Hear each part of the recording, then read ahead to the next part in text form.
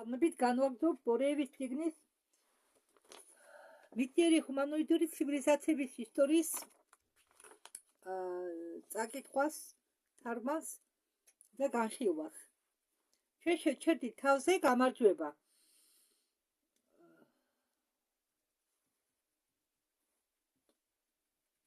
ლექსი მე გამოვტოვე. ესე იგი, ჩვენ ბორევი გვიღება რამას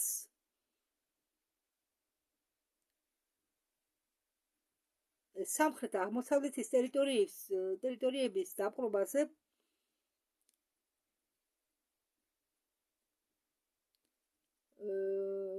თუ როგორ სასტიკი ბრძოლები ქონდა რამას შავ კანიანებთან, აფრიკელებთან, შავსახიანი ხალხი ბინადრობდნენ კავკასიონზე,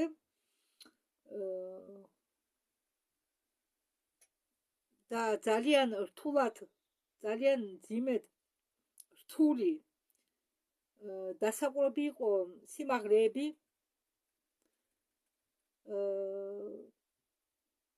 და ამ თავში ახლა ბორევი წერს თუ როგორ გაიმარჯვა რამამ თავის ბრძოლაში ტერიტორიების დაპყრობის დროს. დაფუძნებული ირანში ჰიმალაების ქვეშ თეთრი რასა ჯერ არ იყო დომინირებული რასა. როგორც თქვენ გეუბნებოდით, უფრო დომინირებდა შავკანიანების რასა მეტწილად. არა, იყო სხვა კანის ფერი ქონდათ ისეთი რასები, არ იყვნენ წითელკანიანი რასები, ზეითუნის ზეთისფერი კანიანი რასები, ყვითელკანიანი რასები. სხვათა შორის ჩინელები იყვნენ თავიდან ყვითელკანიანი. მაგრამ დედამიწის მებაღეებს უნდოდათ, რომ მისი ავანგარდი გარღვევებულიყო ინდოეთში. კონკრეტულად სიტყვა ავანგარდი რას ნიშნავს? ესე იგი, ინდოეთში უნდოდათ თეთრი რასა რომ დომინირებულიყო. ასე გამოდის, ასე გავიგე მე, რომ ესე იგი მებაღები არიან ჩვენი უფროსები, რომლებიც წვრილი დონეებიდან, წვრილი სამყაროდან მწყემსავენ ადამიანებს, ხან ერთ რასას მიცემენ დახმარებას, დაეხმარებიან რომ ამაღლდნენ, ხან მეორე რასას. ეს მათი თამაშია რა.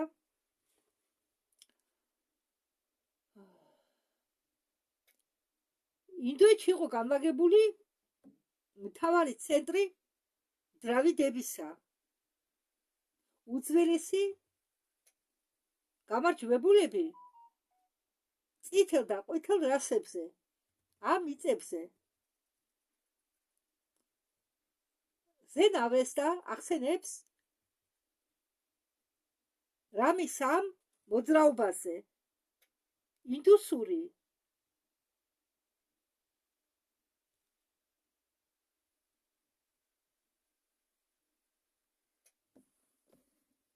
ინდუსური ეპოპეა რამა გამოიყვანა გმირად, საყვარელ გმირად ინდოეთის თანამედროვე ერებისა. ესე იგი, ინდოელებიც თავიდან მე, როდესაც ინდურ კინოებს, ინდურ სერიალებს ხომ უყურებდი, ახლა იქ ხდება ინდოეთში არის ძალიან ბევრი მრავალი თაყვანისცემა და იქ ხომ ხდება მაგალითად წიგნი, აქვენ აქვია მაგცი, არა, მახაბხარატა კი არა, მეორენაირი წიგნია კიდე. იგივე მახაბხარატა, ისინი კითხულობენ ყოველდღე ბიბლიას, როგორც კითხულობენ მოწუნეები, ისე მათ აქვთ თავისი წიგნი. მე მეგონა რომ ეს რამა, ხანუმანი, შივა, დურგა, კალი, ესენი იყვნენ მხოლოდ ინდოეთის ინდური ხალხის გამონაგოლი და ინდური ხალხის ღმერთები. იგივე მაგალითად კრიშნას ჰქონდა ყვითელი ფერი. ან იგივე განეშს ჰქონდა სპილოს თავი. და შემდეგ გავიგე მოგვიანებით, რომ თურმე მასე არ ყოფილა უბრალოდ ყველას თავსავისი ყველა ერი თავისებურად თავის სახელს უწოდებს ღმერთებს. ამ ნახევრად ღმერთებს თუ ღმერთებს. მაგალითად დალი ჩვენთან ქალღმერთი დალი, დევები, ბევრი ზღაპრები წამიკითხია მე. და სინამდვილეში უბრალოდ ჩვენ მებაღეებს უნდათ რომ ავანგარდი, ესე იგი ამ თეთრი რასებისა ყოფილიყო ინდოეთი. მეც მიკვირდა მაგალითად ბრაჰმას რომ გაიძახიან, ბრაჰმანი რატომ იყო თეთრკანიანი. და კასტები თურმე შემოუტანია რამას. და სხვათა შორის კასტური სისტემა არსებობს ჭიანჭველებში, თუმცა ჭიანჭველები ისეთი პატარები არიან,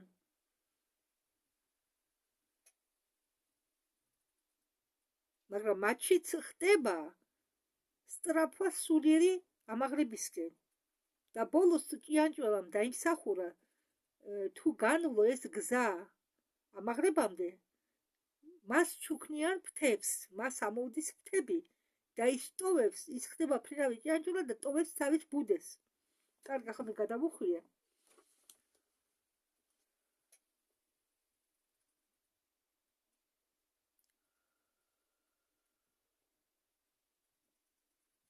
რამა იყო მიწების დამყრობელი, რომლებშიც შედიოდა გიმავატი, სპილოების, ვეფხვების, გაზელების მიწაც.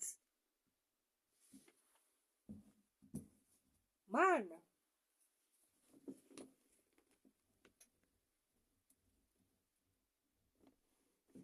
უბიძგა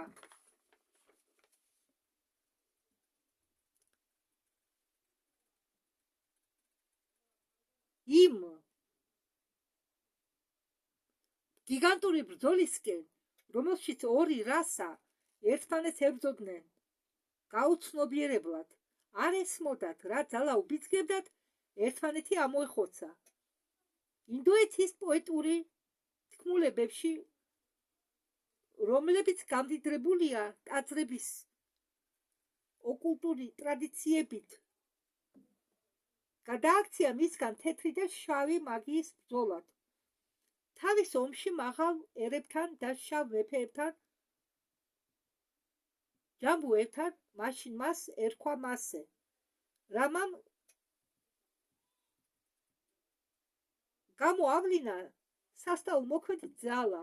ამ ძალით ფლობდა ყველა მაგდროინდელი პირველ მღვდელები, რჩეულები, რომლებსაც ესმოდათ ბუნების ფარული საიდუმლო, რომლებაც დაემორჩილეს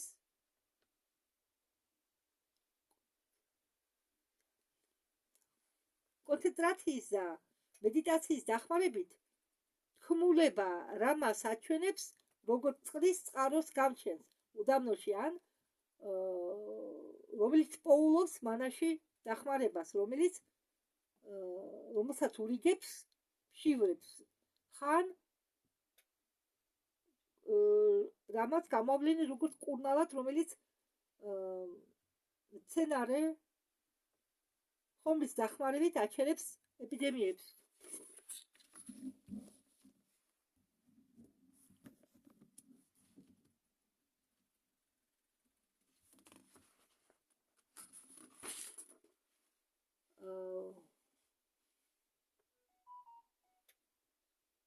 რომლისგანაც ისწავლეს წყენის გამოყვანა.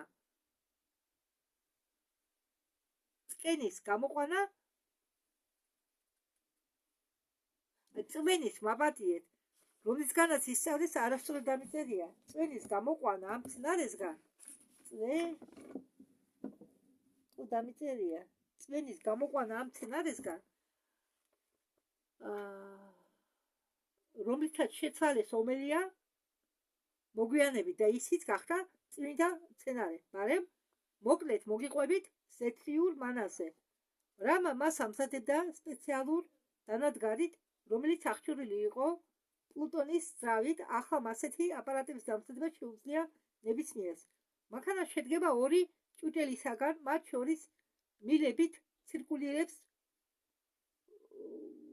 კულტურა ხოლერას მაგვარი. ეს ზღვის მცენარეები დაისხმება ძლიერი სინათლით, რეზერვუარის ზედაპირზე გამოდის ნახშირ წყლების და სხვა დანამატი. ეს ნარევი ცირკულირებს მილში, განსაციმებელით, როგორც არაყის აპარატში. მილებში ხდება სითხეების შეცვლა, მოხმარებული ჟანგბადის და ნახშირბადის ატმოსფერული აირებით და გამოიყოფა საკმარისი სითბო, მზადი სუსპენზია, ხლორელასი გაედინება ქვედა ჭურჭელში და იქ დამუშავდება ისეთნაირად, რომ ყველაზე კრახმალი ნაწილობრივ ჰიდროლიზირებს მალტოზაში და აძლევს პროდუქტს თაფლისფერ ვაფლის ფერს. მინი რეაქტორი პლუტონიით ქმნის დასხივებას. კულტურა ხლორელასი და ამარაგებს ელექტროენერგიით მთელ ხელსაწყოს. თხევადი პროდუქტი წვეთავს ორ პატარა კონტეინერებში, რომლებიც განლაგებულია ქვევით და იწურება ჩვეულებრივ კრანის დახმარებით. კრანიდან დღე და ღამე წვეთავს მარის ქაში, გემრიელი როგორც თაფლის ლავაში და სუყე როგორც ბანანი. ბიბლიიდან ჩვენ ვიცით ისტორია ებრაული ერისა, რომელიც 40 წელი იყო უდაბნოში. 40 წელი მოსე კვებავდა თავის ხელს ზეთრიული მანათი და დაპირებებით მოსეს ცნობილი კიდობანი და გრალი ფიალა იყო პლუტონის აპარატი. აღწერილი მაღლა ერთ და იგივეა. ესე იგი, მაღლა წერილი აპარატი და ბიბლიაში ნახსენები აპარატი ერთ და იგივეა. მოსეს მეორე წიგნში მეთესმეტე თავში 36 ლექსში წერია, მანანი ისეთი თეთრია, როგორც კორიანდრის თესლი, გემოთი კი გავს თაფლიან პულს. ახლა დავუბრუნდეთ ჩვენ თემას. პირველ მღრდელს რამას, ესე არა, მთავარი მღრდელ რამას მტრების წინ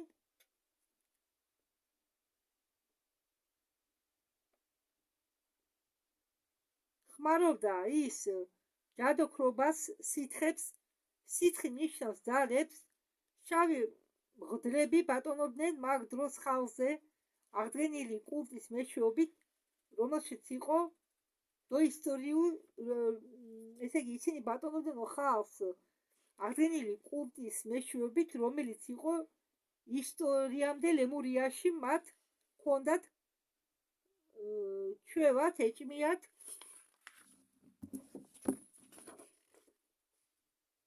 ცოცხალი ადამიანი თავიანთ ტაძრებში დიდ გველებზე.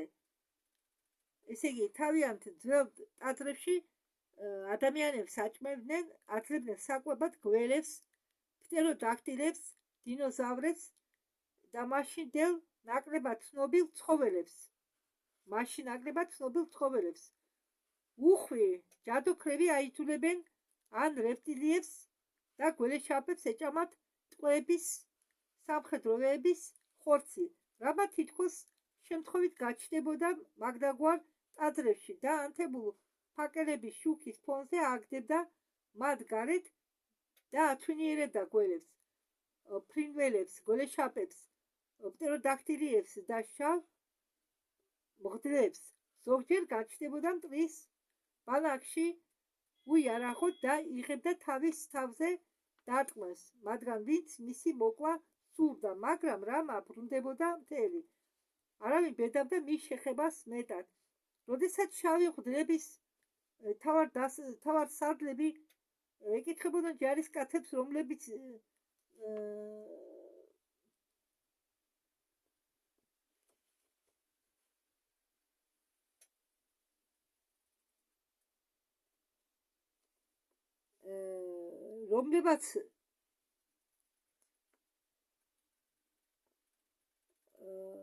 გაუშვეს რამა უნებლად და რომ კითხეს, რატომ არ მოკალი, რატომ გაუშვი რამა, მაგათ მოუპასუხეს, რომ მთავარ მღვდლის მზერამ აიძულა მათ გაქვავებულიყვნენ, ან ამბობდნენ, რომ რამას სიტყვის ბრძანებით მთელი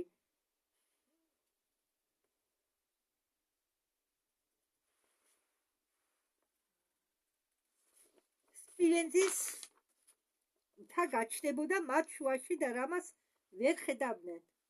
უდიდეს ბრძოლებზე რამას და დრავიდების შორის შეიძლება წაიკითხო ინდოეთის უძველეს ეპიკურ წიგნებში. ეს წიგნები შეგროვილი არის ერთიან კრებულში მაჰარაბჰარატაში.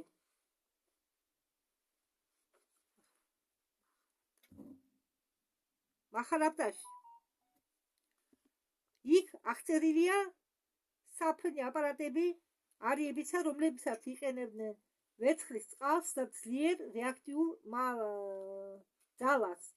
შეეძლოთ გადაადგილება დიდ მანძილებზე და ნებისმიერ მიმართულებით ჩქარის სისწრაფით. ეს იყო დისკისებური NLO, რომლებიც მას მაჰაბჰარატაში უწოდებდნენ ვიმანებს. მაჰაბჰარატას მერვე წიგნში ჩვენ ვიგებთ, რომ გურქჰამ გამოუშვა ძლიერი ვიმანიდან ჭურვი. ჯერ გამოაგდო კვამლი გახურებული თეთრფერამდე. კვამლი იყო 1000-ჯერ მზეზე ნათელი და სრულიად გაანადგურა მტრის ქალაქი. აგერ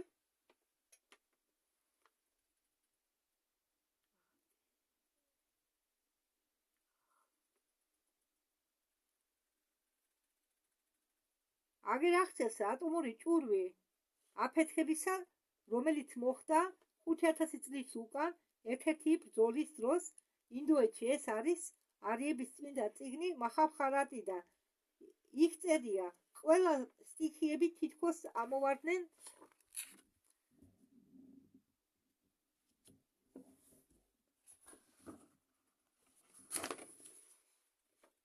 თავისუფლებაზე. მზე გადაბრუნდა. ამ გახურებული ცეცხლით სამყარო გაინძრა. თითქოს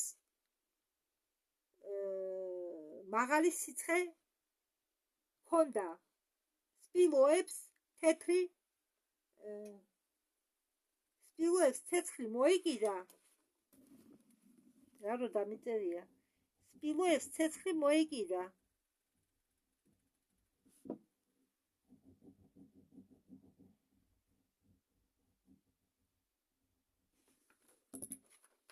და დაიწყეს რბენა წინ და უკან. ცდილობდნენ დამალულიყვნენ.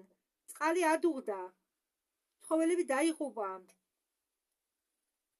მწერი მოიცელა.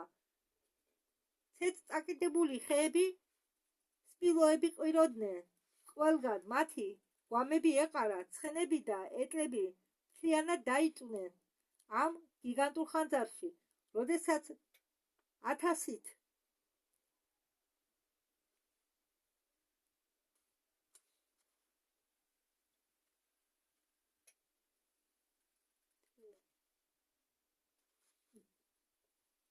ეტლი იყო განადგურებული სიწყნარე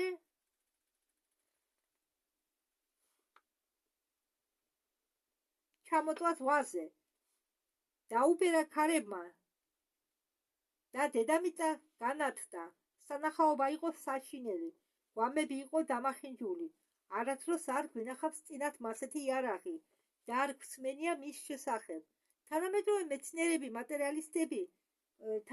მეცნიერებმა მატერიალისტებმა მიაგნეს ორ ქალაქს ინდოეთის სამხრეთით, რომლებიც განადგურებული იყო ტერმოატომური იარაღით, ტერმოატომური ჭურვებით.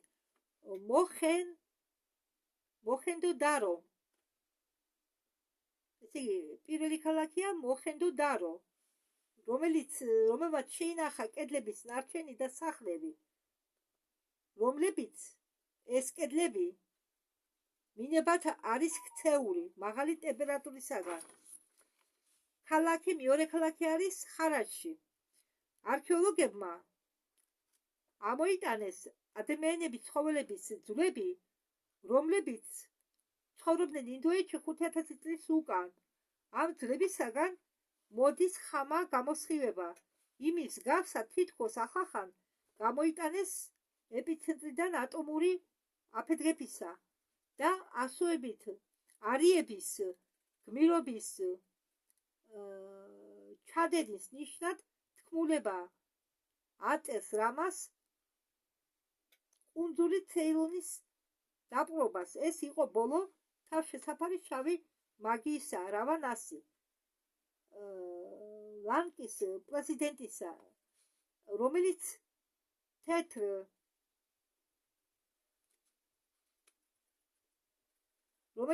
თეთრ მაგი რამა უგზავნის, რომელსაც ამ შრი-ლანკის პრეზიდენტ თეთრი მაგიის წარმომადგენელი რამა უგზავნის ცეცხლოვან ხოშკაკალს წინასწარ ააგო ხიდი ზღვაზე, რამა ხიდით გადავიდა მაიმუნების ჯართან ერთად, რომლებიც მოგაგონებდნენ პირომყოფ ტომებს ტურანელებისა და დაიპყრო ეს მშვენიერი კუნძული. მაიმუნების მეფე ხანუმანმა გადაუფრინა თავის ვიმანზე ამ კუნძულზე.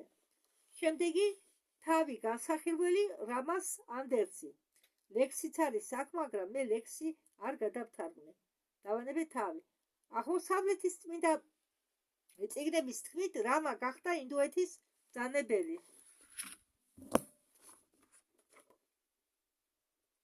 სულიერი მეფე მიწისა მღვდლები, მეფეები, უпростად პრეზიდენტები და ერები ფეხქვეშ ეგებებოდნენ რამას.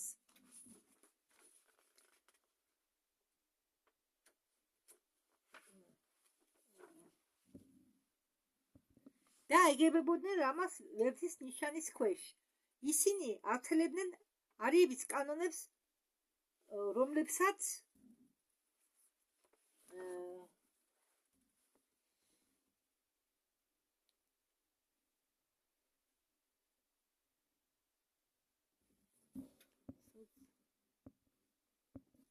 რომელიც აცელებდა ძმობას და თანასწორობას, გამარჯვებულების და წაგებულებისა, სიყვარულს, ადამიანურ სხვაელთ შეჭრებას და მონობის განადგურებას. ადამიანის სხვაელთ შეჭრვის და მონობის განადგურებას.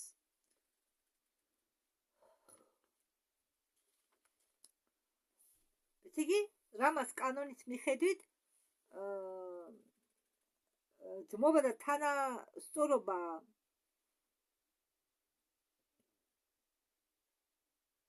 ვრცელდებოდა და გამარჯვებულების და წაგებულების სიყვარულს ნიშნავდა და გრძალავდა რამა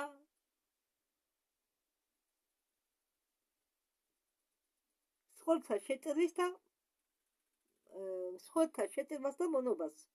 ესე იგი, სხვათა შეჭრება და მონობა რამამ გაანადგურა ეს კულტი. სხვათა შეჭრების და მონობის კულტი რამამ გაანადგურა.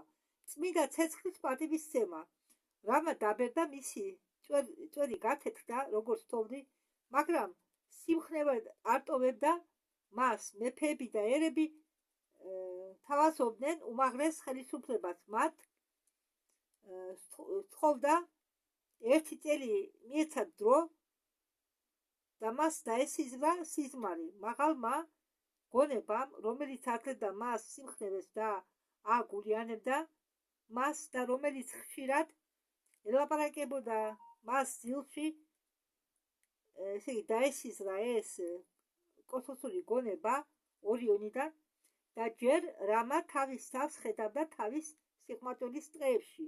ის ისევ გახდა ახალგაზრდა და ეცვა დრუიდების ტანსაცმელი, მთვარი შუქი ანათებდა და იყო წმინდა ღამე, როდესაც ერები ელოდებიან აღდგომას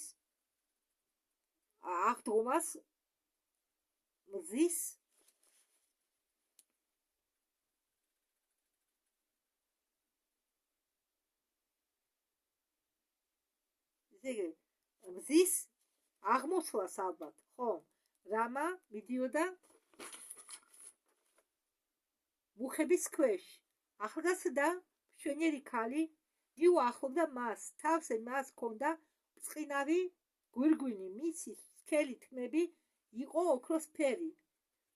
კანი ბრწყინავდა თოვლის სითეთრით. ლამაც მანმა უთხრა რამას: მე ვიყავი ველური დრუიდესა, შენი დახმარებით გახდი სინათლის მეუღლე და მე ახლა მქვია სიტა. მე ქალი, რომელიც ახმამაღლე შენ, მე თეთრი რასა ვარ, მე შენი მეუღლე ვარ, ო ჩემო მეფე და ბრძანებელო. განა ჩემ გამო არ გადაცურე შენ მდინარეები, განა მაგისტრის არ დაიპყრე შენ ერების გულები და გაიმარჯვე მიწიერი მეფეებზე. აი ჯილდო, აიღე ეს გვირგვინი ჩემი ხელიდან, დაიდე თავზე და იმეფე ჩემთან ერთად სამყაროზე. მან მუხლები მოხარა მის წინაშე. ძვირფასი თვლები ბრწყინავდა 1000 შუქურით. რამა იყო აღელვებული, მაგრამ უცებ გამოჩნდა მისი მეგობარი ორიონელი. კოსმოსური გონება ტყის მწვერვალებზე. ის მოფრინდა ჰაერში მასთან და უთხრა რამას: თუ შენ ამ გვირგვინს დაიდებ თავზე, ჩემი გონება დაგტოვებს შენ და შენ მეტს მე ვერ ნახავ. თუ ამ ქალს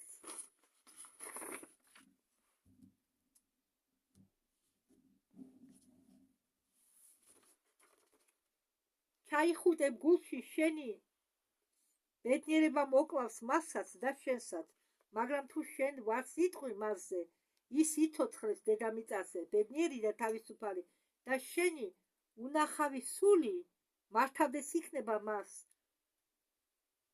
აირჩიე რამა, ან მოусმენ ქალს, ან მე გამომყვები. სიტა ისევ მუხლებზე იდგა და უყურებდა მის ბრძანებელს მოსიყვარულე თვალებით. ელოდებოდა პასუხს. მისი ნასი და ლამაზი ხელები მისკენ იშვებდნენ. მაგრამ ხვდერი დუმდა რამას მზერა ჩადირო სიტას თვალებში. ზომავდა მისი თვალების სიღრმეს, რომელიც მას აშორებდა მისგან, მაგრამ რომ გონზე მოვიდა, მიხვდა, რომ უდიდესი სიყვარული ამავე დროს ამოსული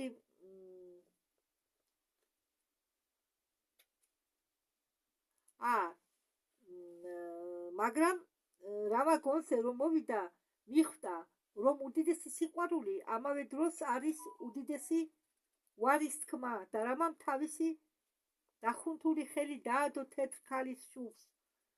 აკურთხა და ის დაუთხრა: მშვიდობით სიტა, მშვიდობით ჩემო ილუზია დედამიწაზე ცხოვრებისა, დარჩი თავისუფალი და არ დამივიწყო მე. ლამაზი ქალი გაქრა თენდებოდა, რამა ისევ გადაიქცა მოხუც კაცად. მისი თეთრი წვერი იყო დასველებული მარილიანი ცრემლებით. სიღრმიდან კი გაქრა ქალის ხმა. სიღრმიდან კი გაისმა ქალის ხმა. რამა და ექო იმეორებდა სიტას ნათქვამს. რამა. ხო, შემდეგ ლექსია, მაგრამ ეს ლექსი გამოვტოვე. ამ ძილის შემდეგ, რომელიც მოუნიშნა რამას თავისი მიწიერი გზის დასრულება, რამამ შეაგროვა ყველა მეფეები, პრეზიდენტები, ხალხის გამოგზავნილები და უთხრა მათ: მე არ მინდა უმაღლესი ხელისუფლება, რომელსაც თქვენ მე თავაზობთ. შეინარჩუნეთ თქვენი გვირგვინები და დაიცავით ჩემი კანონით. ჩემი ამოცანა შევასრულე. მე დაგტოვებთ სამუდამოდ. მე მივდივარ ჰიმალაიაში, მთა აი რუანა ვაიაზე, იქიდან დაგაკვირდებით. თქვენ დაიცავით წმინდა ცეცხლი. თუ ის ჩაქრა, მე გავჩნდებით თქვენ შორის დაუნდობელი მოსამართლის სახით და შურის მაძიებელი.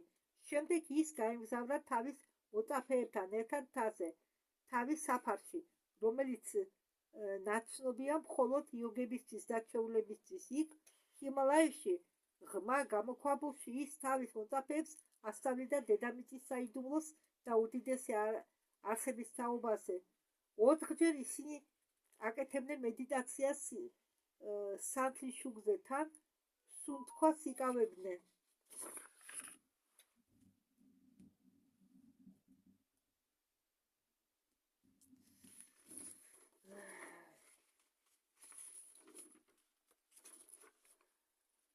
ორი საათი დილას, 2 საათი შუადღეს, 2 საათი საღამოს. თავისუფალ დროს მოხუცი კითხულობდა ლექციებს თავის მოწაფეებთან სამყაროს წყობაზე, ადამიანებზე. გავიდა წლები და რამას მოწაფეებმა წაიღეს ეს ცოდნები ეგვიპტეში, საბერძნეთში, კუნძულ კრიტზე, სკიფიაში. ისინი ატარებდნენ წმინდა ცეცხლს როგორც სიმბოლო ნივთების ღვთაებრივი გაერთიანებისა და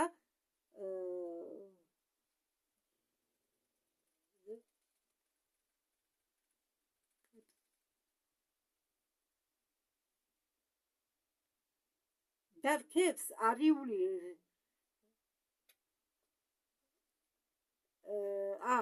და კიდევ მიჰქონდათ რქები. რქები ეს არის არიული რელიგიური ემბლემა. ეს რქები გახდა ჩვეულების ნიშანი და შემდეგ ღვთლური და მეფური სახელმწიფოს სიმბოლო. რამა შორიდან აკვდებოდა თავიანთ ხალხს ტელეპათიურად თავისი მიწიერი სიტუაციის დროს. ის იყო დაკავებული კალენდრის შედგენით არიელებისთვის,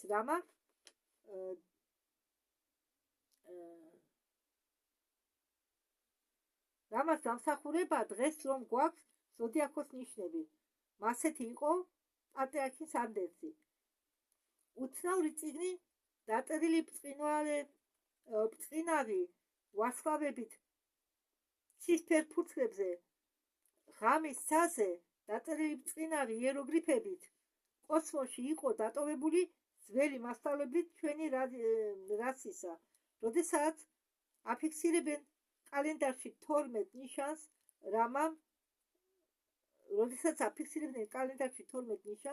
რამამ მისცა მათ სამაგი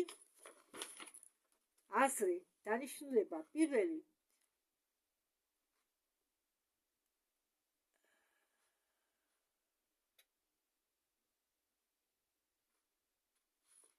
ეკუთვნოდა მზის მთვარის გავლენაზე წლის 12-ვე თვეზე. მეორე ახლანდელი გავლენის მის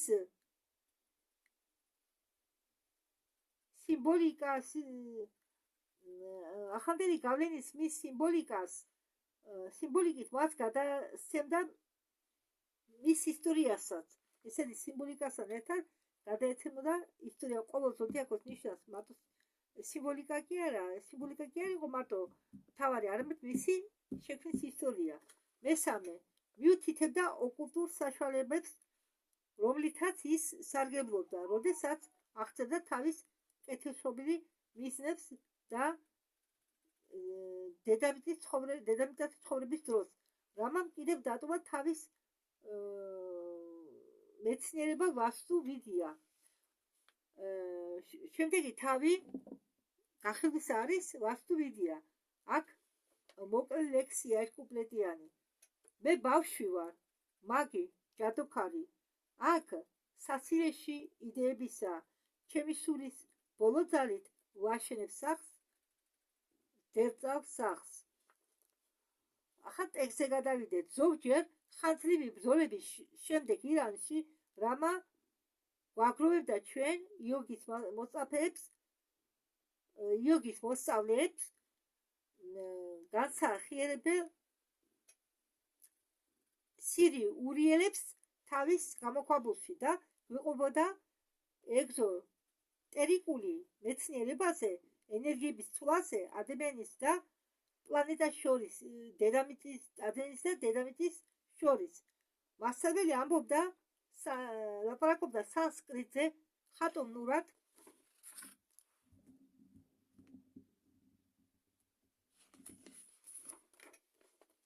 და მეტამორფულად.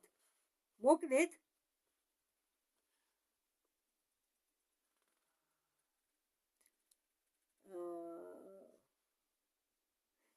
გადაგიყვე, ესე იგი, მე მოგიყვებით მოსმენის და ნახულს. მე ვყვები მოსმენს და ნახულს და ნანახს. დედამიწაზე ყველაფერი არის ფორმის დინება და მოვლენები, რომლებიც ემსახურებიან ანარეკლად რაღაც მაღალი მოვლენებისა წვრილი სხეულებში, პლანეტისა მის ეფირულ, ასტრალურ და კარმიულ აურაში. პლანეტა დანუია გონიერი მოაზროვნე არის. მე წარმომიდგენია რაღაც ჯადოსნური ღია წიგნი დედამიწა, რომელშიც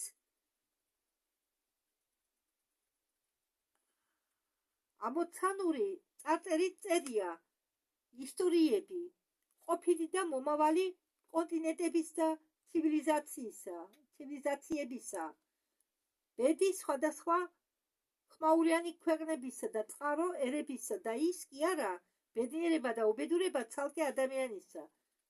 მეცნიერება წვრილ სხეულებზე დედამიწისა ჩვენ კუნძულ ტულეზე მეცნიერებას წვრილ სხეულებზე დედამიწისა ჩვენ კუნძულ ტულეზე ეწოდებოდა ვასტუ ვიდია. ესე იგი, ვასტუ ვიდია ყოფილა მეცნიერება ადრე, რომელიც სწავლობდა დედამიწის წვრილ სხეულებს.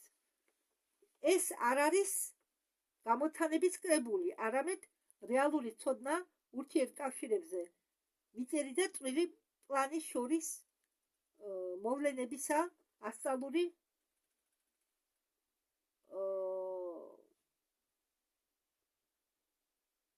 პლანების მოქმედებისა დედამიწაზე. ვასტუ ვიდიას ცოდნა იწყება წარმოდგენით იმაზე, რომ დედამიწის სიღრმეში არსებობს ორი სხვადასხვა ნაკადი. მაგნიტური, ენერგეტიკული, მამაკაცური და ქალური საწყისი, დადებითი საწყისი და უარყოფითი დასასრული. ჰიპერბორეელებმა აღნიშნეს ერთიან ნაკადებიდან ლურჯი გველეშაპი ან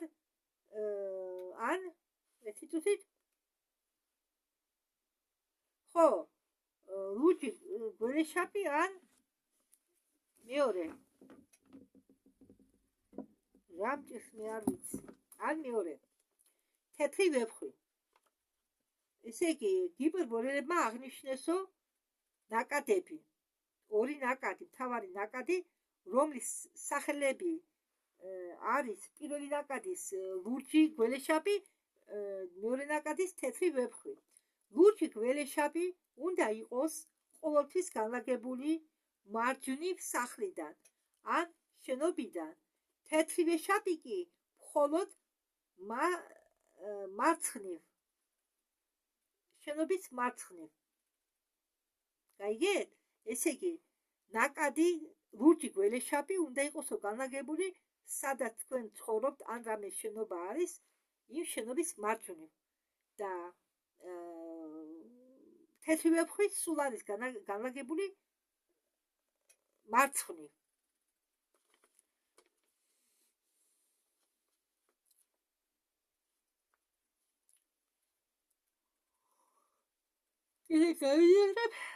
ლურჯი ვეშაპი მარჯვნივ, თეთრი ვეფხვი მარცხნივ.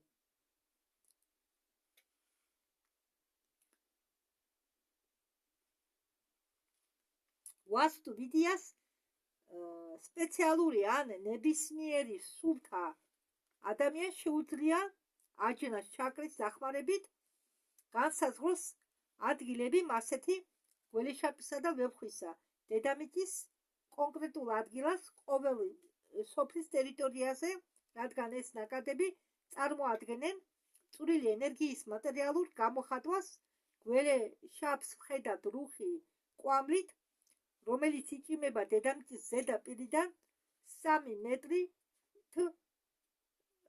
ვეფხვი კი მეჩვენება როგორც სწორი ხაზი ყვითელი შუქისა მიწის ქვეშ, ყველგან კარგი ადგილი მშენებლობის.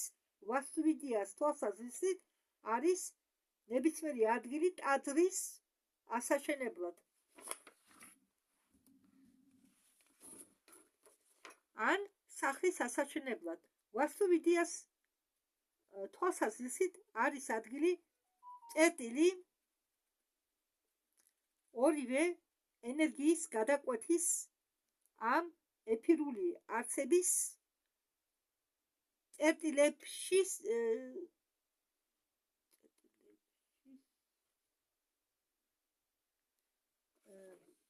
წერტილების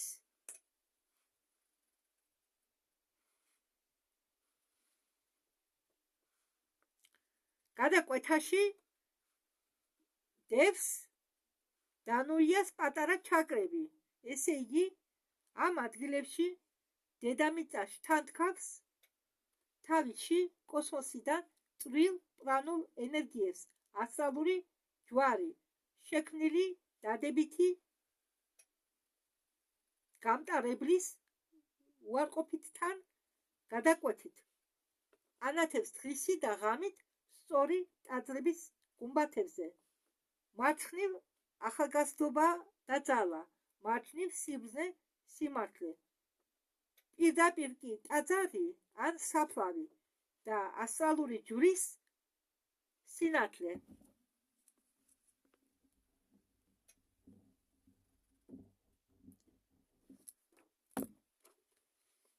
ეს ალბათ ლექსია, ხო? ლექსი, ერთკუპლიტიანი ლექსი. ალბათ, ხო? მასე ლექსი ყოფილა და არა, ბროლოდ არ მომიწერებია ქვეშ. კარგი, გავაგრძელოთ ახლა. მაგრამ როგორ ავუხსნა დღევანდელ დედამიწელებს ადამიანებს 21 საუკუნესა, რომლებიც აზროვნებენ მარცხენა ნახევარ სფეროთი ტვინისა, მოდით ერთი წუთით შევუთანხმდეთ მეცნიერებს, მოდით ერთი წუთით შეთანხმდეთ მეცნიერების ვარაუდებზე, თითქოს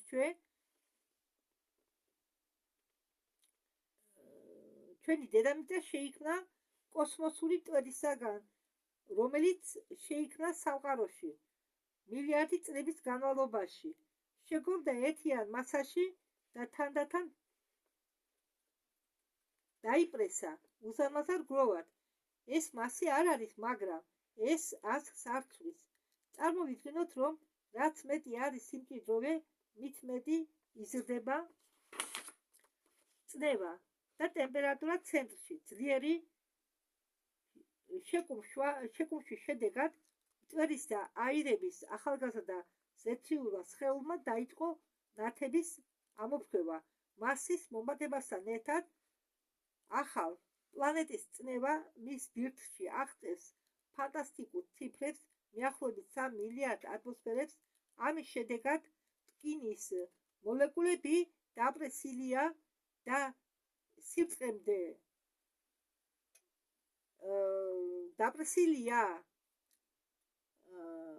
ამის შედეგად რკინის მოლეკულები დაპრესილია იმ სიბრტყემდე, რომ მეცნიერებმა ჩათვალეს შეუძლებლად მონიშნონ მდგომარეობა როგორც თხევადი სხეული. მისთვის შემოიტანეს განსაკუთრებული ტერმინი კრივი აირი. ბირთვის გარშემო შეიქმნა მძიმე რკინის მაგნიტი და კრემნიუმი.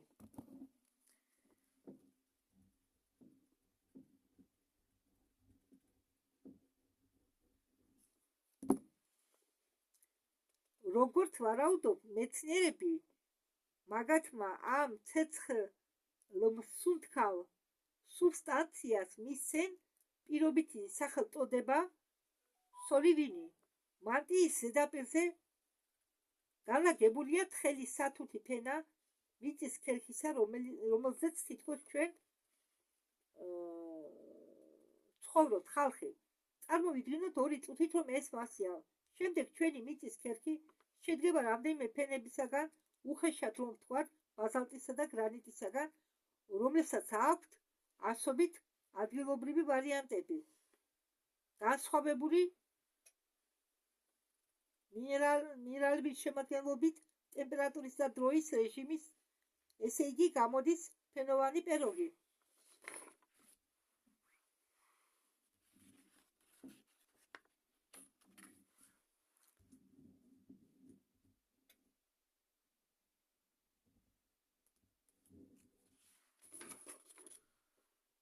და ეს ჩვენთვის მნიშვნელოვანია.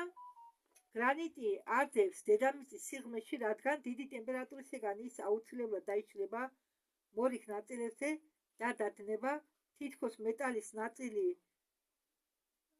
მარტენის ფერხში, მაგრამ რკინა და მისი ნარევები ოლივინაზე მძიმეა. ოლივინი თავის რიგში ბაზალტზე მძიმეა. ბაზალტი კი ბუნებრივად გრანიტზე მძიმეა. სხვა სიტყვით, უფრო მჩატე ქექე ყოველთვის ცურავს მძიმე ზევით. ამიტომ ადამიანები არ იზრდებიან წყალში. გამდან მანტიაში უფრო მძიმე ელემენტები ყოველთვის მიეზიდებიან ბირთვისკენ. ქექე კი ზედაპირისკენ წიწივებენ. კოსმოსური სამზარეულო მილიონი წელი უშვებს ფენოვან პეროგს. რთული რეაქციების შედეგად მინერალური ნივთიერებმა და აირებისა შეიქმნა უზარმაზარი მასები. წყარ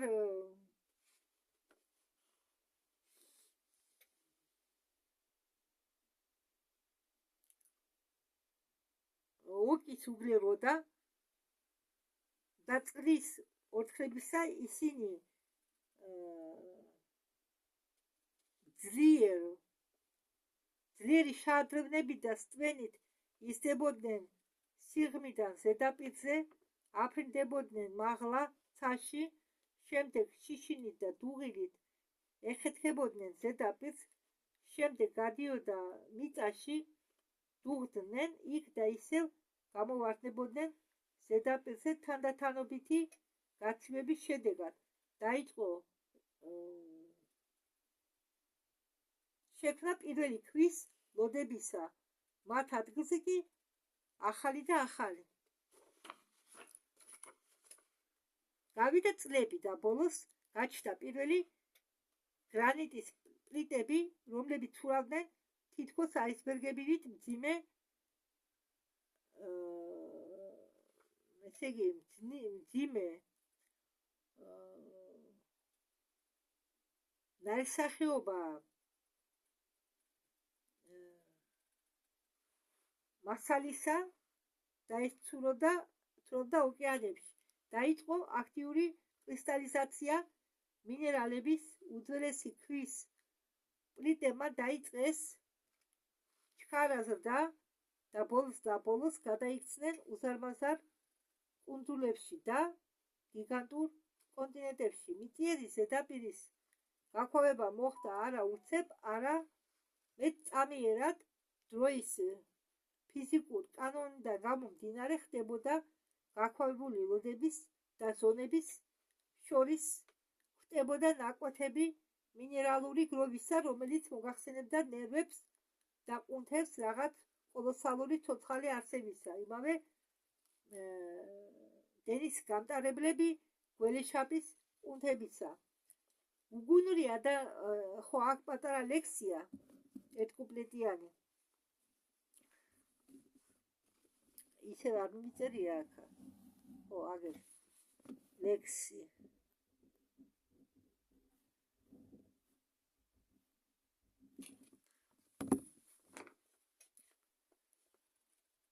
უგუნურო ადამიანო, რისთვის გინდა შენ ზედმეტი საუკუნე, როდესაც ხილვის გარეშე ერთი დღეც არა დასაშველი დღე, ერთი დღე გაატარო მასე გიჭირს. არ ვიცი, მე მგონი ცოტა უაზრო ლექსია. ნუ მე ასს გეტყვით თქვენ. ესე იგი, ჩვენ უგუნურ ადამიანებს რა გვინდათ ზედმეტი სიცოცხლე. როდესაც არ ვიცით ეს მოკლე სიცოცხლე როგორ უნდა ვიცხოვროთ. აი ეს დებს ასეთი ასი ამ მოკლე ლექსში. თქვენ გახსოვთ სასკოლო გაკვეთილებიდან ფიზიკის საგნიდან როგორ იქცევა ტკინა გამდნარი, როდესაც მასზე ახდენენ ძლიერი მაგნიტური ველის ზეგავლენას. სწორია, ის ცვლის თავისი დინების მიმართულებას.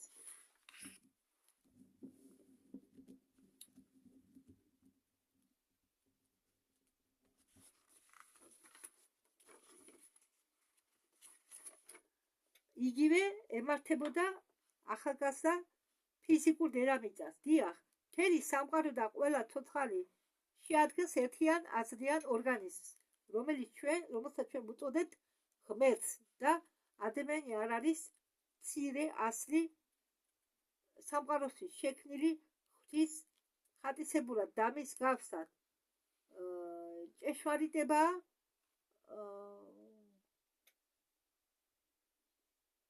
მოპირისპიროთ. დედამიწა შექმნილია ადამიანის გავსად. ნებისმიერი ადამიანს შეუძლია გახდეს პლანეტა, რადგან მას აქვს ყველა ღვთაებრივი სტრუქტურები და ხარისხები,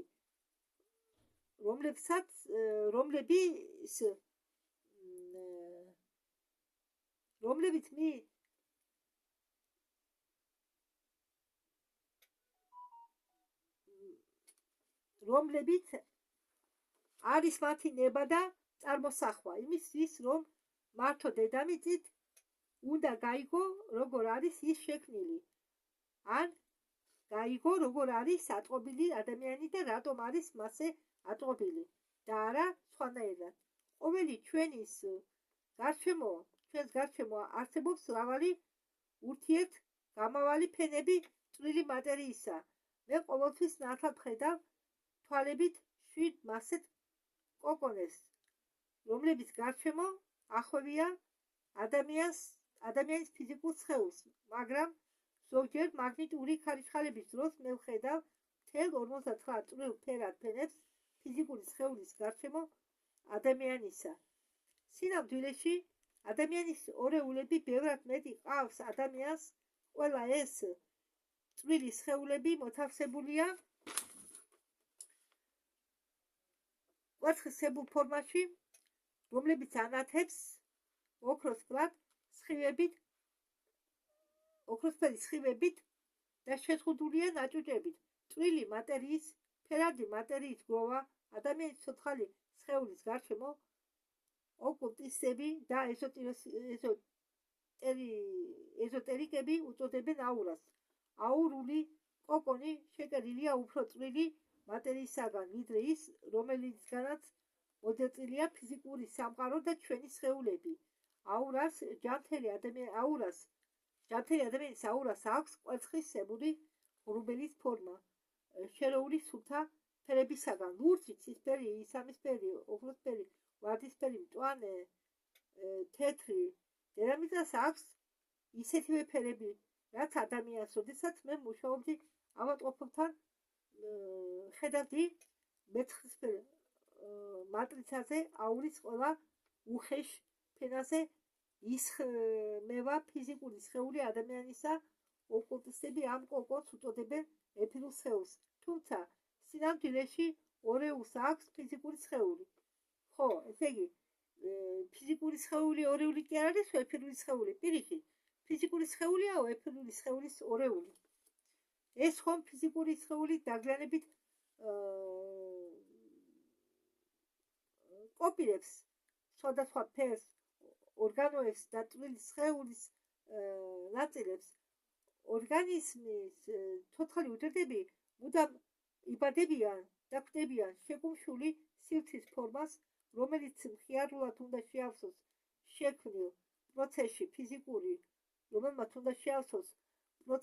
ფიზიკურმა უჯრედებმა იძლევა ეფირული სხეული. ესე იგი, ეფირული სხეულის მატრიცის მიხედვით იქნება ადამიანის ფიზიკური სხეული. ესე იგი, რომელი ყოფილა ორეული ვისი მართლაც დაფიქრდით, თუ ჯერ იქნება ეფირული სხეულის მატრიცა, ჯერ ასტრალურ სხეულზე, მერე ეფირულ სხეულზე, ეფირული სხეულის მატრიცა იქნება და მხოლოდ შემდეგ ამ ეფირული სხეულის მატრიცის სხეულის მიხედვით იქნება ფიზიკური სხეული. აი, ავიღოთ გობელენის ქსოვა. ვისაც გინახავთ გობელენის ქსოვის პროცესი ან მოხის ქსოვის პროცესი, იცით, რომ ჯერ დაფაზე მაგდება უხეში ძაფები, ხო? ხო, ასია. და შემდეგ უკვე მაგდება მაგ უხეშ ძაფებზე იქსოვება ნახატი. ასე არის ესეც მართლიცაა. ჩვენ ვართ ორეულები, ჩვენი ფიზიკური სხეულებია, ჩვენი ეფირული სხეულის ორეულები. კარგად დაფიქრდით ამაზე?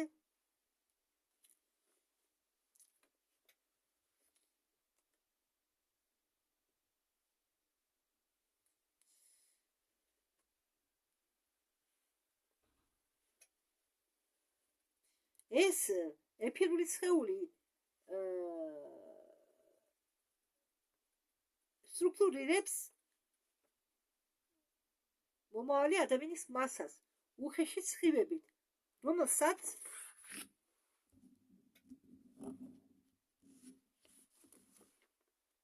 იოგაში ქვია ნადის არხები.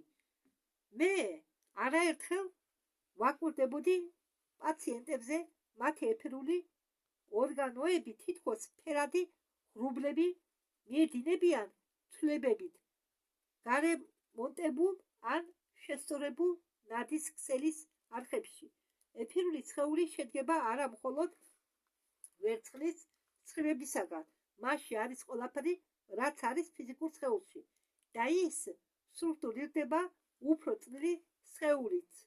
ასტრალური ორეულის ასტრალური სხეული, ესე იგი, ერთი წუთით, და ის სტრუქტურირდება უფრო წვრილი სხეულით. ასტრალური სხეული შენდება მენტალური ორეულით, ამავე პრინციპით, და ადამიანური წვრილი სხეულები აშენებენ ერთმანეთს სულიერი ცენტრის მიმართულებით, მატერიის გაუხეშებით, მასევე როგორც პროექცირებენ ერთმანეთს წრიული ტალღები, რომლებიც გადიან თითქოს ქვის ჩაგდების შემდეგ წყალში. თქვას, რომ მაგდეთო წყალში წლები ხომ არისო, აი ამდაგვარად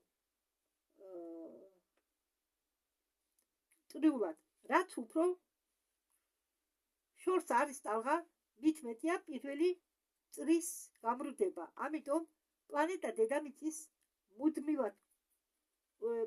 დედამიწა მუდმივად კორექტირებს თავის უხეშ ფენებს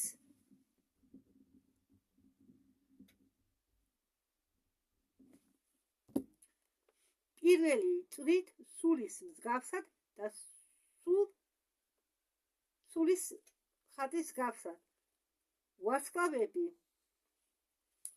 ლექსი იწყება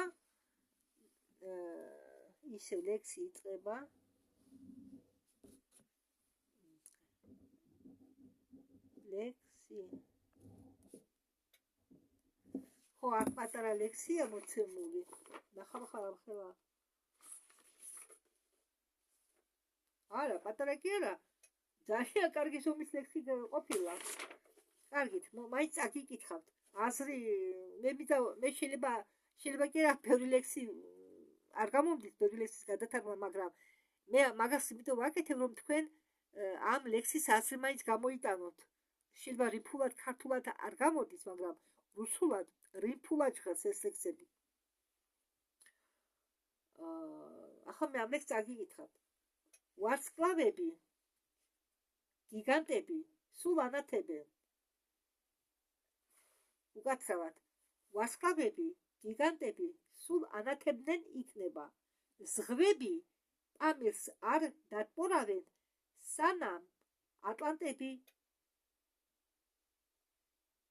იარსებებენ და ხელის გულებზე იჭერენ სამყაროს. მიაქვენ გოლიათებს ცის გუმბათი, მათი კანი მიწის ქერქია და ნესტოები ვულკანებს უდრიან. ამოსუნთქვით ქარები იღუნებიან, მათ ნეკნებს უტევენ მეშახტეები. მენავთეების სისხლს უკაჩავენ, ატლანტების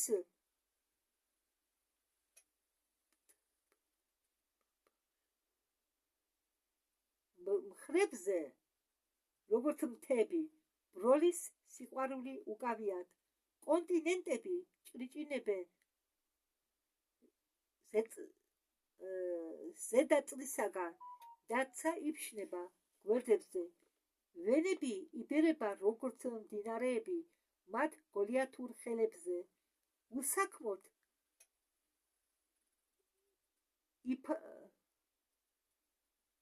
იფლანგება ტალანტები. გამომიტოვებია.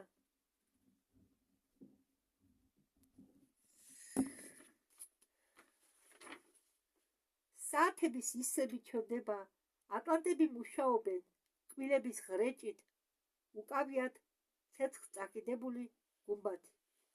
ხო, ახლა გადავიდეთ ტექსტზე. ბევრი დრო არა, მალე გამეთიშება, მეტი მეხსიერება არ აქვს ტელეფონს. ძალიან პატარა მეხსიერება აქვს. ამიტომ ხანდახან ვამუკლებ ხოლმე ვიდეოს რომ ვიღებ და ვთარგმნი. მთელ ვიდეოს მე არ გიყვები თქვენ, ამოვაქვს მხოლოდ თავარი. ბევრი რაღაც კიდევ გამომიტოვებია, იმიტომ რომ მე მხოლოდ თავარი გამომაქვს ვიდეოდა. მე ადგილი არ მოყოფა ტელეფონზე, რომ მთელი ვიდეო, რომელშიც გამოდიან ინსაიდერები, ალბათ ორი ჩაწერა დაჭირდება. ამიტომ მე თარგმნი მხოლოდ თავარს და მოკლეს შინაარს ვაკეთებ რა. და თან იქ ბევრი რამე ტერმინები და ისინი რაც დაუშვათ, ვიცი რომ ხალხის ის გაუგებარი იქნება, მაგას ყველაფერს ვტოვებ. კარგით, მოდით ხა ტექსტზე გადავიდეთ. კეთილშობილი მეტალების და რკინის საბადოები ყოველთვის ჯდებიან, ილექებიან დანუის ასტრალური სხეულის მაგნიტურ ხაზებზე. ხო, რა უნდა ამით თქვას ბორებს? კეთილშობილი მეტალები, როგორც ოქრო, ვერცხლი, სპილენძი, ასე შემდეგ, ილექებაო. ესე იგი, მაგნიტური ველების, ალბათ ყველასთვის გასაგებია რა არის მაგნიტური ველი, მაგრამ ყველასთვის არა გასაგები რა არის ასტრალური, ხო? და ეს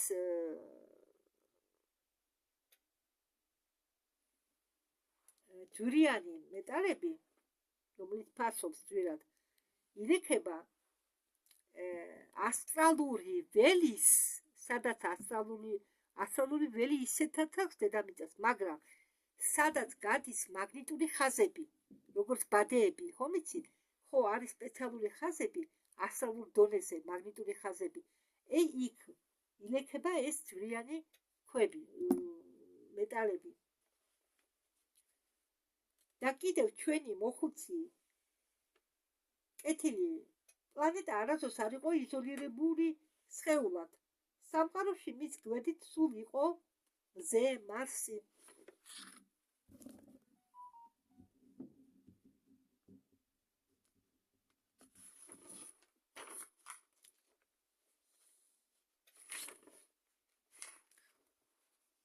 ვენერა, იუპიტერი და სხვა მრავალრიცხოვანი დიდი და პატარა ვარსკვლავები.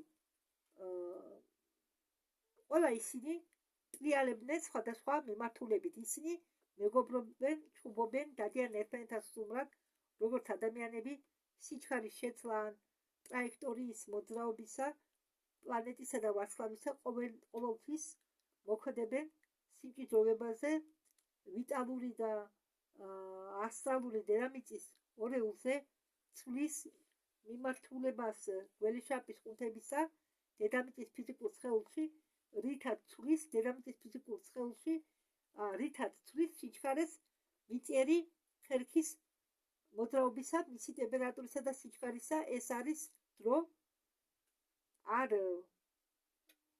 ქრება უნაკლოდ გაქვავებული მინერალებისა, მათი მოლეკულარული ჯაჭვებისთვის მასზე შეიქმნა თანამედროვე კრტები.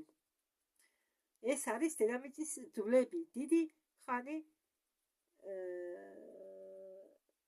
გამაგრების შემდეგ ორგანიზმი და კრტებისა კოსმოსური ძალები აგრძელებენ ზეგავლენას მათზე, როგორც თავისებურ კოსმოსურ ჩამთვლისა, რომელიც არეგულირებს ენერგიის მოწოდებას ან გამორთვას. მაგალითად, სპილენძის პროვოდი გვტარია, სანამ მათზე არ გავა ელექტრონული დენი, თუმცა თვითონ პროვოდი ეს აქ არაფერს შუაშია, მაგრამ როდესაც მასში გადის დენი, ის ხდება ანტენა და გამოსხივებული კაშ ვიდეოს ნებისმიერ მასშტაბებისთვის ცნობილია, რომ ვას ვიდეო ცნობილია, რომ არა მხოლოდ ყველა სხეულები ფუნქციონირებენ უჩვეულო წესით თავიანთი ორბიტებზე, მაგრამ მათი თავისებური ურთიერთობები დედამიწისაგან და ერთმანეთში ამ დროს ზეციური სხეულების ორბიტაზე კოსმოსურ სივრცესთვის, ესე იგი პრისუშა, ესე იგი მიღებულია მათემატიკით ზუსტი რიგობითობა. ყველა ეს ციფრული შეფარდება ძველი დროიდან გამოიხატებოდა ჰიპერბოლეაში რთული გრაფემებით, მისაწვდომი მხოლოდ რჩეულებისთვის. მასზე არსებობს 8 მათემატიკური გრაფემი და 8 მხარე კომპასზე, რომლებსაც აქვთ სრულად თავისებური ურთიერთობა 8 სეზონთან, ეგრეთ წოდებულ 8 ცხოველებთან და 8 დედამიწის მთავარ ჩაკრებთან. აქ არის პატარა ლექსი, ერთკუპლეტიანი. ლამასმანმა, რომელმაც შვა მახინჯი უყურებს თავის შვილს შიშით, დაბუნების მზერაში ინათება ყიჟინი, დაბუნების მზერაში იმათება უიმედობა სიძულვილი და ტკივილი. გამომივიდა ეს კუპლეტის გადაცემა. მოდით ამას მე წავიკითხავ მეორედ. ლამასმანმა, რომელმაც შვა მახინჯი უყურებს თავის შვილს შიშით, დაბუნების მზერაში ინათება უიმედობა სიძულვილი და ტკივილი. საიდან გაჩნდა მასეთი ცოდნები კუნძულ ტულეზე? უძველეს ჰიპერბოლეების შთამომავლობამ, ესე იგი ჰიპერბოლეელებმა შთამომავლობიდან შთამომავლობაში ჰიპერბოლეელები ყვებოდნენ ლეგენდებს იმაზე, რომ ტოლტეკებმა ან ომის დროს მიმდინარე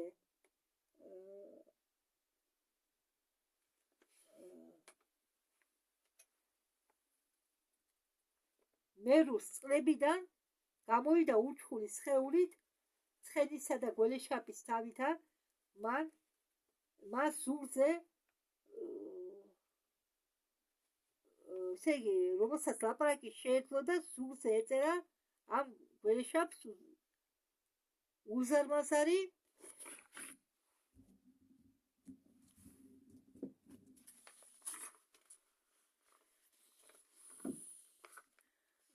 ნიშნები, რომლებიც სიმბოლიზირებდნენ დედამიწის სტიქიებს და ცის სტიქიებს. საინტერესოა, რომ ამდაგვარი ცოდნები პლანეტა დედამიწას გადასცნენ ძველ შუმერებს გველეშაპმა სახელად ოანესი. ეს თქმულება ჩაიწერა მიახლოებით 550 წლის უკან ჩვენმა ესე იგი ჩვენ ერამდე ცნობილმა ბიაროზუსმა მთავარმა მღვდელმა ღმერთმა დუკისა, რომელმაც მიუნიშნა წყაროზე უფრო ძველი დროისა. ჩვენამდე მოვიდა ცალკე ფრაგმენტები პირველ წელს წარღვნის შემდეგ ერიტრეის ზღვის წყლებიდან ახლანდელი არავის ზღვა გამოვიდა ზღაპრული არსება ოანესი. არსება მთელი დღე გაატარა ადამიანებს შორის საკვების გარეშე და გააცნო მათ წერილის საფუძვლები, მეცნიერება და მრავალრიცხოვანი ხელოვნება ასწავლა ქალაქელებს აშენება ხალხს, ქალაქების და ტაძრების აგებულობა, კანონების მიღება და დედამიწის გამოზომვა, აჩვენა მათ ხორბლების თესლები და ნაყოფების. შემდეგ უთხრობა მისცა ხალხს ვასწავლ ვიდეა მეცნიერება დედამიწაზე, სანამ ოკეანეში დაბრუნდებოდა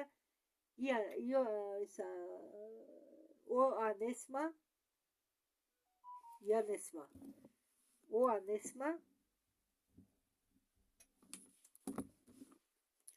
დაწერა წიგნი, რომელიც გადასცა ადამიანებს. მე წავიკითხე ეს დიდი და ლამაზი წიგნი, დიდი სიამონებით. მას შეწერა, რომ მორიგი წარღვნა და პოლუსების შეცვლა მოხდებოდა 23 დეკემბერს 2012 წელს ჩვენ ერაში 21 საუკუნის დასაწყისში. დაიწყება ომები,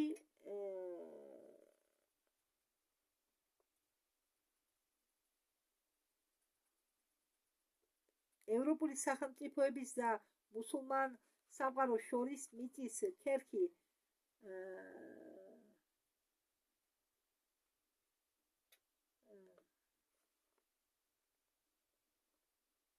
მიწის ქერქში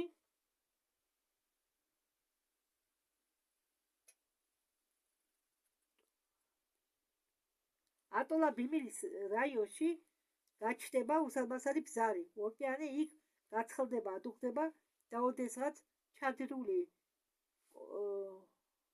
კონტინენტები ამოვა წყლიდან.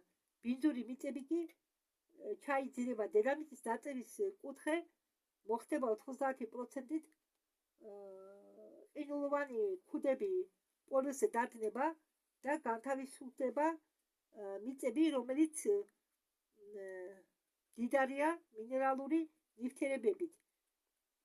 იაპონია, კორეა, ჩინეთი და ამერიკის მიწების ნახევარი 6000 წლით დაიმალებიან წყლების ქვეშ. 2015 წელს კოსმოსიდან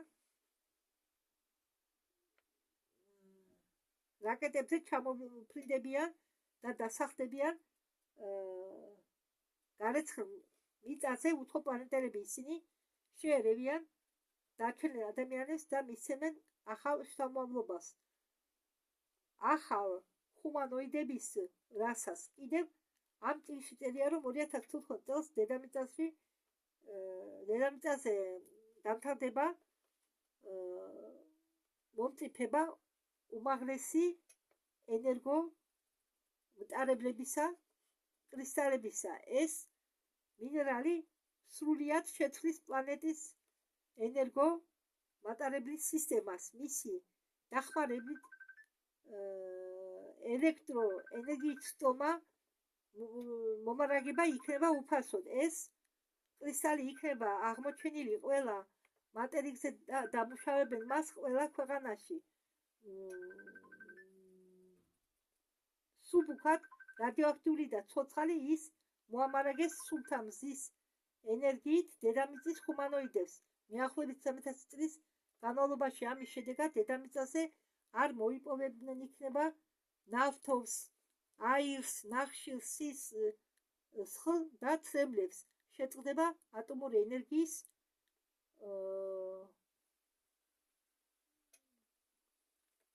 მომსახურება შეწყდება და სართულები არ იქნება.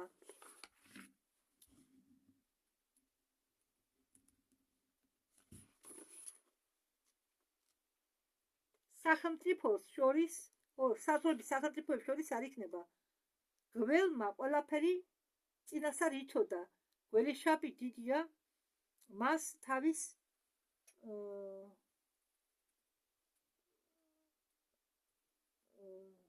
ძველი პერსების წინში ფესტაში მოიხსენიებენ მისნაირ მასწავლებელს. იმას ერქვა იმა არის ხო მოიხსენიებენ ეს ალბათ ირანელები, პერსია ხო ირანი იყო, პერსები მოიხსენიებენ მასწავლებელს იმას.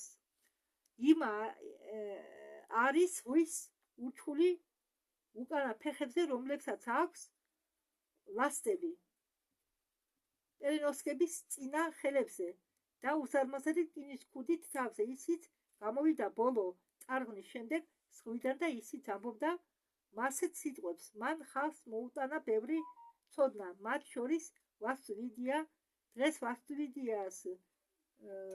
ვასტუვიდია გამოიყენება მთელ სამყაროში ოპტიმალური წერტილების განსაზღვრისთვის. აირიანი ჩირაღნებისთვის, საბადოებისა და ნავთობისა და კიდევ მთელ დედამიწაზე შეუძლებელია ნახვა ერთი მეგალითიკური ობიექტისა წარღვნამდე დროისა, რომელიც იყო აღმართული წყვილად, სადაც მოინდომებენ ვასტუვიდიას სისტემის გარეშე. არა, ყველა მასეთი ძეგლები თითქოს ფილები ციკლოპური დომინოსი განლაგებულია და გადაკვეთის წერტილებში ძალოვანი ხაზებისა, ეფირული არხებისა, დედამიწისა, ასტრალური ნადისა, პლანისა და ნუიასი. ამაზე შევჩერდეთ. შემდეგ განვიხილოთ თავს ვედური რელიგია.